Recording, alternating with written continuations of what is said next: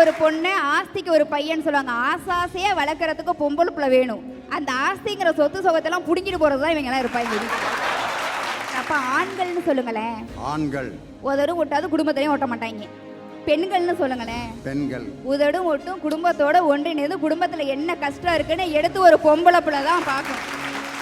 திண்டுக்கல் ஐ லியோனியின் தலைமையில் விடுமுறை தின சிறப்பு பட்டிமன்றம். பெற்றோர்களின் மனதை புரிந்து கொண்டு நடப்பவர்கள் ஆண் பிள்ளைகளா பெண் பிள்ளைகளா? பெண் மாறிக்கிட்டே இருப்பா. பாத்துறீங்களா? பிறந்த உடனே அப்பா கூடவே தான் இருப்பா. எங்க அப்பா எங்க அப்பா எங்க அப்பான்னு. வயசுக்கு வந்த உடனே அம்மா பக்கம் போய் நிப்பா. கல்யாணம் புருஷன் பக்கத்துல, பிள்ளைங்க பிறந்த பிள்ளைங்க பக்கத்துல, பேரன் பிறந்தாலும் பேரன் பக்கத்துல போய் நிப்பா. ஆனா இந்த கூறுகட்ட ஆம்பளை பசங்களுக்கு வாழவே தெரியாது. இவனுக்கு ரெண்டே பேர் தான் தெரியும். ஒன்னு மம்மி, இன்னொன்னு ஜிம்மி. அக்டோபர் 23 காலை 10 மணிக்கு வைக்கிங் வழங்கும் சிறப்பு பட்டிமன்றம்.